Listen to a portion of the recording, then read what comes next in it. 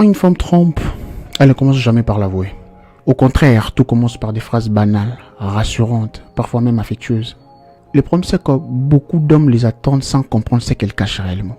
Dans cette vidéo, on va décortiquer quelques premières phrases qu'une femme prononce quand elle trompe. Et si tu restes jusqu'à la fin, tu ne les écouteras plus jamais de la même manière. Première phrase. Elle te trompe si elle te dit « tu t'imagines des choses ». Imagine, tu réalises qu'elle a maintenant des appels en cachette. Généralement, elle mettait sur son téléphone à découvert, comme ça. Mais elle ne le fait plus. Elle a maintenant de poumons suspects et tout le reste. Mais quand tu essaies de lui poser des questions pour en savoir un peu plus, pourquoi tu as changé? Pourquoi tu t'es méconduit? Généralement, tu ne te comportais pas comme ça. Ton téléphone, je le prenais. C'est pas pour encourager de fouiller au téléphone, mais bon, voilà. Des fois, je prenais ton téléphone, je peux regarder l'heure et tout le reste. Ça ne posait aucun problème. Maintenant là, tu as toujours ton téléphone sur toi. Tu as des appels suspects. Tu réponds parfois au téléphone la nuit, tout ça, dans des heures tardives et tout le reste. Et elle te répond en disant, tu t'imagines des choses. C'est clair. C'est en fait une technique classique pour inverser la faute et te faire douter de ton intuition. Parce que tu sens qu'il y a quelque chose qui cloche. Mais elle ne te répond pas clairement, d'une manière explicite, ouverte. Mais elle te dit simplement, tu t'imagines des choses, tu sais, tu en fais de trop, tu t'imagines des choses et tout le reste. Ça s'appelle les renversements psychologiques. En fait, c'est elle qui est en faute. Parce qu'elle est en train de côtoyer d'une manière suspecte de quelqu'un d'autre. Mais elle veut te faire passer pour le coupable. Deuxième phrase. Elle te trompe s'il te dit « tu ne me fais plus confiance ». Dans ce genre de cas, au lieu de répondre aux questions du problème, elle attaque la question de confiance. Prenons toujours le premier exemple. Où elle côtoie un monsieur que tu ne comprends pas, que tu ne connais ni d'Adam ni d'Ève.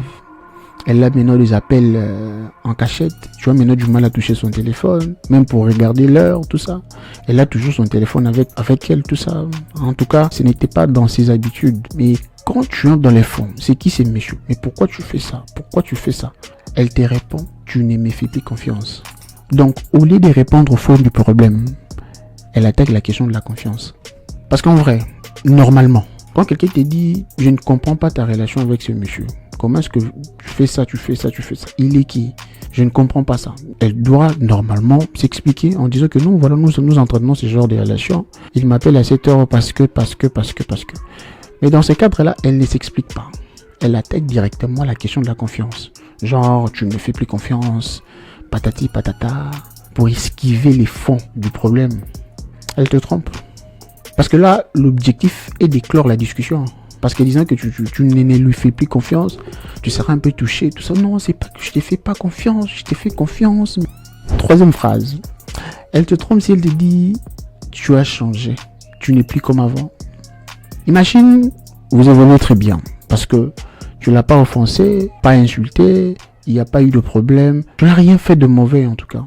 Tout se passe bien dans la relation. Et d'un coup, il t'appelle en disant, je m'arrête de parler, c'est urgent. Vraiment, on doit discuter. C'est un sujet important pour moi. Patati, patata.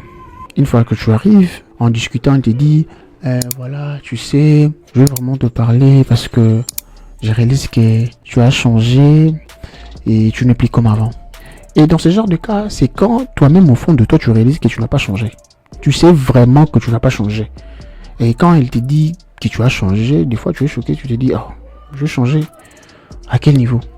Qu'est-ce que je fais que je ne faisais pas dans le passé? Est-ce que je me conduis? Est-ce que je la maltraite maintenant ou quoi? Tu te poses maintenant des questions. Il faut comprendre qu'elle te trompe.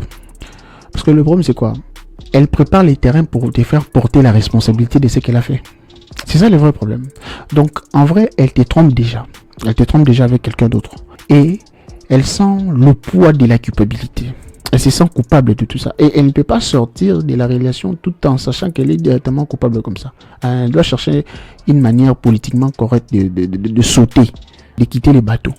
D'où elle doit te culpabiliser, de chercher un prétexte, dire que tout ça, machin, patati patata, voilà. Parce que, encore une fois, dans beaucoup de cas, quand quelqu'un te dit tu as changé, surtout si c'est vrai que tu as changé, elle te dira non, tu as changé sur tel point, sur le point A, sur le point B, sur le point C, normalement tu dois améliorer ça. Et en disant ça, avec un peu de recul, tu réaliseras que ok, ce qu'elle dit est vrai. En tout cas, je faisais ça et que je ne le fais plus. Mais si ça vient de nulle part, comme ça d'emblée, tu as changé, elle s'est plainte du coup comme ça, des fois tu te dis, mais ce sont de prétextes. C'est ce qu'elle est en train de me dire n'est pas vrai. Comprends directement qu'elle est déjà partie. Elle te trompe déjà. Elle prépare les terrains pour te faire porter la responsabilité. Pour dire que si on s'est séparés, c'est parce qu'il avait changé. C'était pas parce que moi je voyais déjà un autre monsieur, mais plutôt parce qu'il avait changé, parce qu'il n'était plus l'homme qu'il était dans le passé. C'est simple à comprendre. Quatrième phrase. Elle te trompe si elle te dit tu dramatises pour rien. Imagine que tu le vois avec un monsieur que tu connais ou que tu ne connais pas, en train de la toucher d'une manière inappropriée, ou en train de discuter au téléphone, tout ça d'une manière un peu suspecte, tout ça, machin. Tu arrives, tu essaies de la réprimander, ou poser des questions pour comprendre ce qui se passe vraiment, parce que c'est pas clair. Mais elle te répond en disant non, tu sais, tu dramatises pour rien, calme-toi.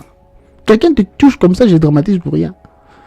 Il est qui ces messieurs? Non, calme-toi, tu dramatises pour rien, ce n'est pas si grave que ça.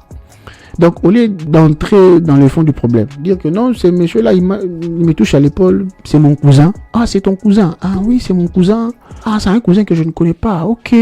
Mais elle évite les fonds du problème. Mais elle s'attaque à toi. C'est pas elle le problème. Mais c'est maintenant toi qui dramatises pour rien. Pourquoi est-ce que tu dramatises? Tu n'as pas à dramatiser, après tout. Tu dramatises pour rien. Là, l'objectif est de minimiser ton ressenti pour désactiver ton instinct. Parce que là, ton instinct te dit qu'il y a quelque chose. Ce monsieur ne peut pas le toucher comme ça. C'est parce qu'il est qui? Je ne le connais pas. Ton instinct est en train de t'alerter, quoi.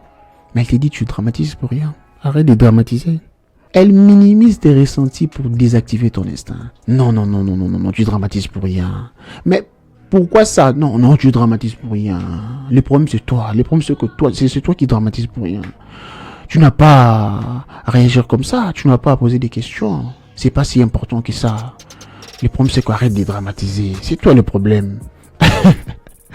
Tu dramatises pour rien, après tout. Le problème n'est pas la manière dont elle a été touchée, la manière dont elle discute avec un inconnu, la manière dont...